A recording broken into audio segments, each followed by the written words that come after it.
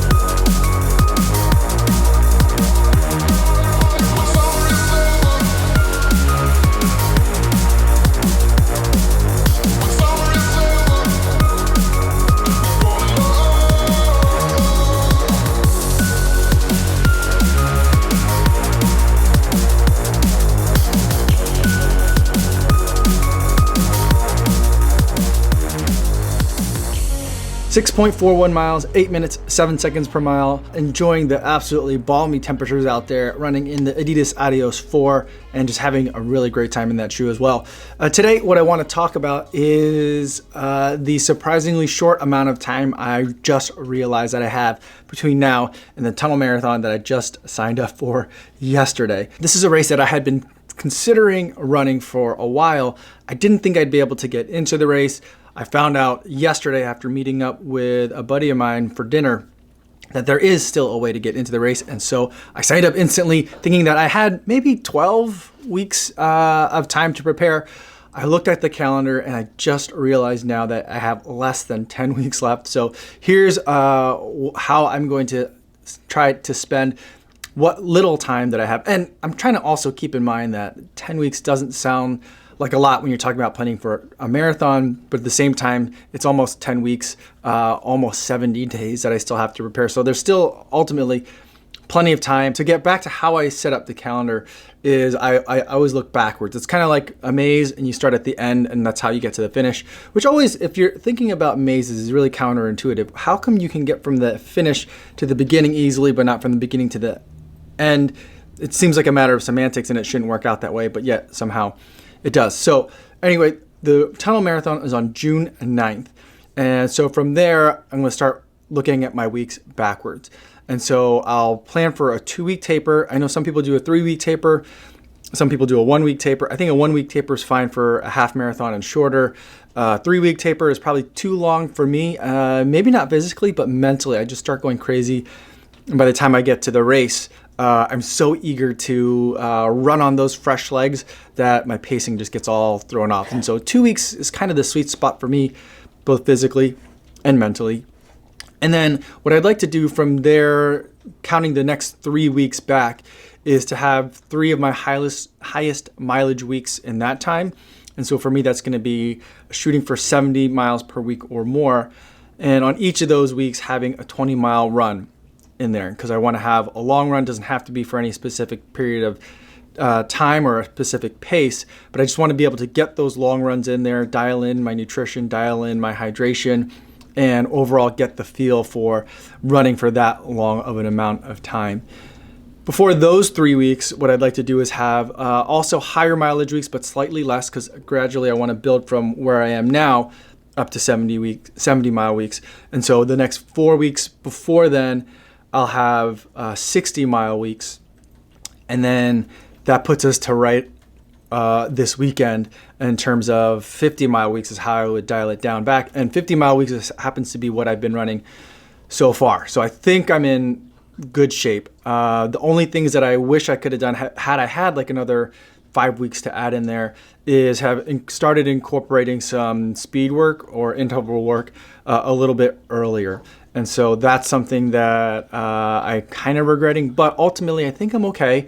With the way that my calendar worked out this year, I did have the Shamrock Shuffle, so an 8K, which was a relatively fast race that I was able to do a couple of weeks ago, and I think that would have fit in Had I had 14 weeks to plan for, I think I would have been looking for a 5K to run earlier on in the year. I would have also had some track work a little bit before then to prepare for, but I'm ultimately really happy with my time at the Shamrock Shuffle, coming in at just under 32 minutes. And so I think that the weeks that I've missed, so to speak, I don't think I've really missed anything. I think I've ended up kind of accomplishing the same things I would have wanted to accomplish, running 50-mile weeks, getting in a good fast short race in that time. So I think I'm okay.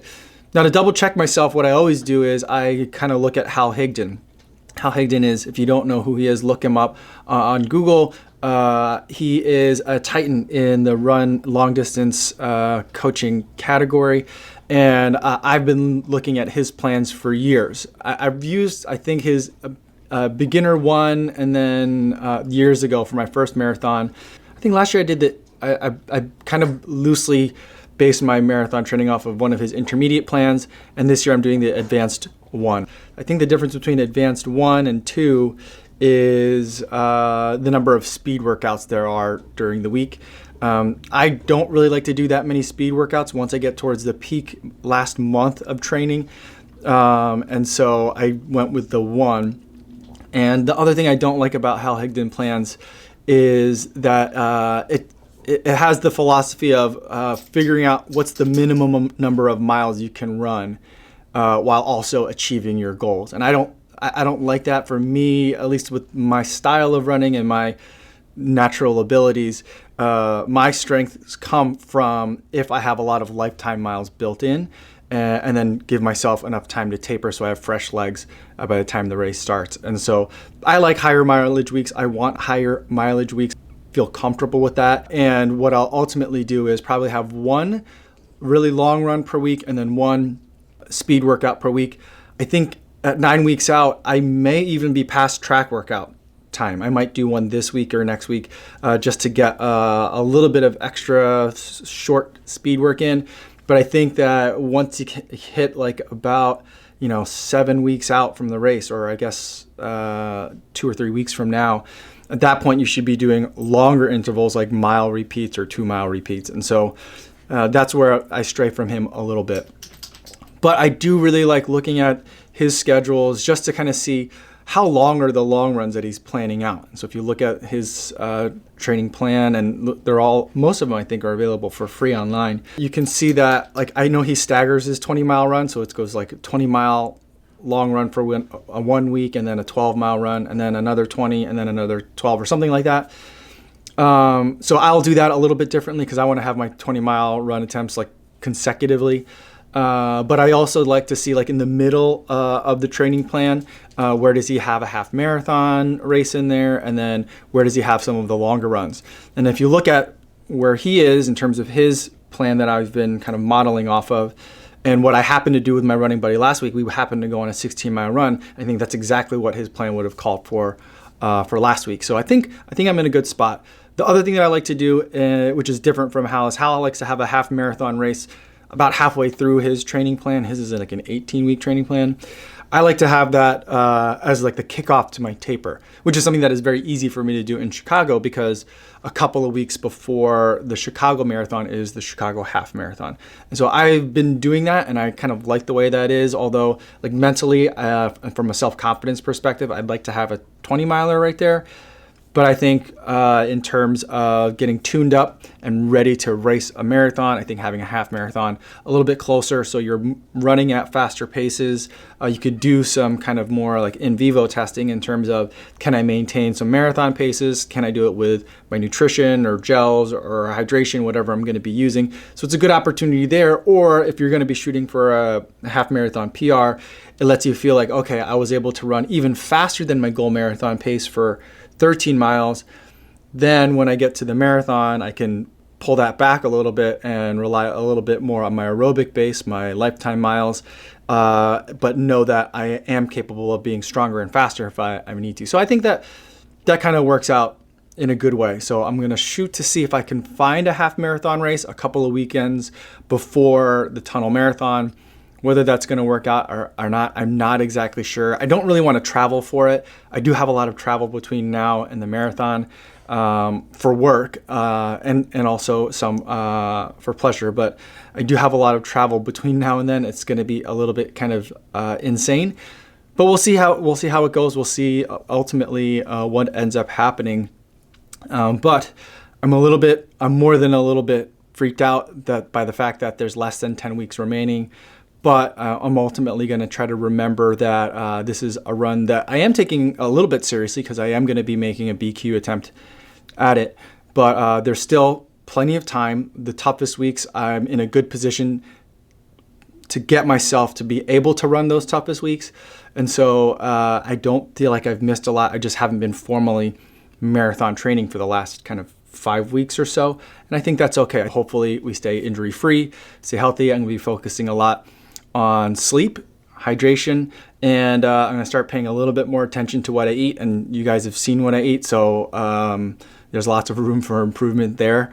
So that's ultimately where we're going to be at. I'll get more specific in terms of different workouts that I'll do on different days, but I generally wanted to keep it broad. Number one, just to talk about the whole marathon training plan in general, but also to emphasize the fact that I focus on weeks, not specific one workouts.